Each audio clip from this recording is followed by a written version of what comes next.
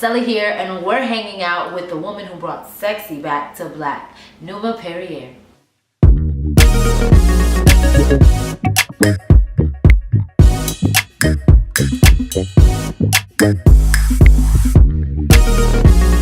You changed the game for web series, like independent web series, and you've created so much work for people of color. It's amazing. But how did you do that? Like, how did it go from your brain to actually conceiving it? Where did the idea come from? Like, how did all of that?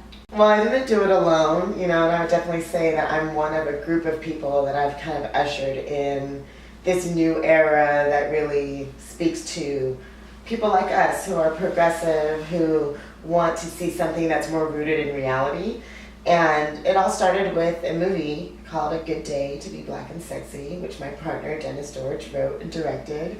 And this was a vignette-styled film, so there's 6 different stories all told in 90 minutes. And it was one of the early indie films, overall, black or white, that kind of broke apart storytelling in that way. And the film was picked up at Sundance and distributed, limited release, had a DVD release. But we wanted more, and we felt like there was an audience there that wanted more. And then Showtime licensed the film. And so all of these people that were watching it on Showtime were just adding themselves to our Facebook page, and we just saw it blowing up, week after week, getting bigger and bigger and bigger. And we're like, there's something more here. We need to be delivering more content in this same vein to the same audience. So we just started creating content. A group of us, we call ourselves the Black and Sexy Creative Partners. And we would, sit down a lot of times, at my apartment. And we would get together and throw out ideas about shows we wanted to do and things we were interested in. And whatever idea we were into, we would go and film it. And we did this for about 2 years, skits, and then we finally did our first series, The Couple, and we just kept going. We just kept filming, but we didn't have anywhere to put what we were filming. We were trying to build our own site so that we could have Black and Sexy TV and have people subscribe to it. That's always been our mission. We just were really interested in building our own platform. But after about a year of struggling with that, and not being able to get something that worked, not having, enough money and tech support to really make it happen, now we're moving into 2011, YouTube has improved, and we said, let's just put the videos on YouTube. Let's just start a YouTube channel and go from there. And so that's what we did. The rest is history. I think that the crazy thing about it is when you create content, when you're a boss, people forget what your passion is and what you really are, and you're Numa the actress, so how do you feed your actor, and talk to me about that side of your life. All right. Well, it helped a lot in the beginning because I'm the star of The Couple, or co-star of The Couple, so people saw me as an actress, and maybe they didn't know that I was writing some of the episodes, so they didn't know that piece of it, but they knew me as an on-screen talent. And doing The Couple has been one of the best things I could ever do for learning about myself. I never thought that I was funny. I always wanted to play like the most tragic, dramatic roles, and here I am in this like light, quirky, just relating to her man type of everyday role. And I discovered a lot about humor, my own sense of humor, and how important that is to use that in my acting. So I used to get frustrated when we stopped doing The Couple. Once we got the HBO deal, it was like, oh, we can't film any more episodes of The Couple. But I couldn't play another character in the Black and Sexy universe at that time because it would have just been weird because everyone knew me as Chick. So more and more often I started meeting people that didn't even know I was an actress because we weren't doing The Couple anymore. I was only really running the company and producing, and it started really getting to me because when you have that bug and that's really who you are, you feel like people aren't seeing you. Yeah, they're not seeing you. So I said, I'm the only one who can really change this. So I got back in my acting class. I started reaching out to the directors I know, about, collaborating on some maybe short films. And I just got back in the game of acting, just because I can't do a series on Black and Sexy TV right this second doesn't mean I have to stop. So now I'm going out for stuff. You'll be seeing me in front of the camera, and I'm going to be in a new Black and Sexy series that's going to film in New York. I'm excited about it because it brings together the art world and all of my creativity and acting, and it's going to be funny, and it's going to be political.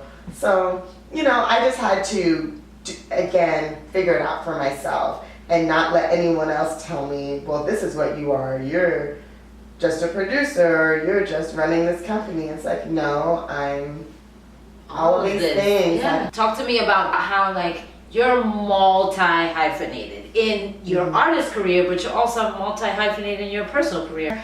You're a mom, how do you balance it all? What do you do to, when you get overwhelmed? Because it can be overwhelming to be running your own business, being a mom, being a fashion goddess. How do you do it all? Yeah. You know what? It's true, I do get overwhelmed, and I allow myself breaks. I will say, I'm not doing anything for the next few hours. I'm about to sit here and watch Scandal, How to Get Away with Murder, Better Call Saul, whatever show I'm watching right now.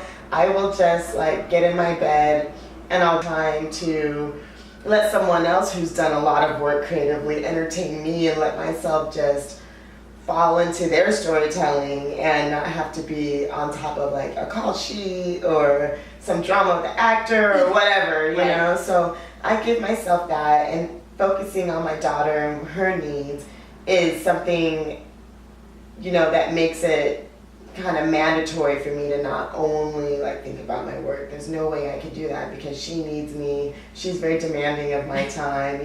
She understands that I have to work, and I have a really nice team of people that love her, that help care for her when I have to be somewhere. They'll pick her up from daycare or take her to daycare, and then I have, her dad, Dennis is great. And so it's really because I have a really great support team. Even though I don't have family in Los Angeles, I have a really great support team who love my daughter. And I give myself the breaks that I need, because if I don't do that, no one's going to come give me a break and say, hey, you need to slow down, you need to start, come do this. That doesn't happen in my space. It's always about what's going on, are we filming tomorrow, what's this, what's that, how do we get to the next level. It's not how do we relax, how do we take a vacation. Those conversations are not really. So I have to do it for myself. What fears? Those are the things. I think when people are successful, they forget that you're human, and you have things that you're afraid of too. So what fears have you had and that you've overcome to be able to stay in it for the long haul?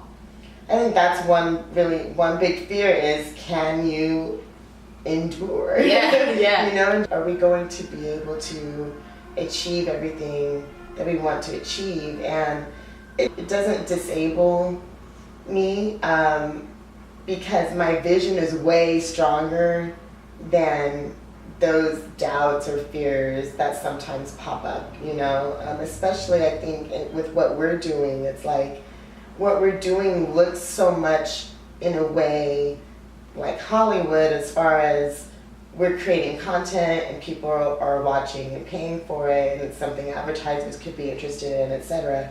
But it's also so outside of Hollywood, so we're always dealing with the element of being an outsider and not feeling accepted, and having to say, well, actually, maybe I don't want to be accepted like that. I'm quite good with where I'm at, but there's a little bit of this kind of fear in that, what if I do need those people? I don't think I do, but a little piece of me feels what if we do, and what if it's just never gonna come together? So one of the things that I love to ask folks, because they're hanging out with Celi, what are your top 5 hangout spots? Where do you talked about unwinding in front of the TV for Scandal. What are your top 5 can't live without hangouts? I'm yeah, sleep. My bed is definitely one.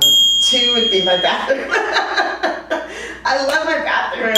I'm a member at Soho House. I don't go there often. I need to use my membership a lot more, but I love going there. Cafe Midi, it used to be called called Maison Midi. So it's a little French cafe attached to American Rag, which I love. I really love the Last Bookstore downtown. Thanks for hanging, guys. Make sure you like and subscribe. Join the village.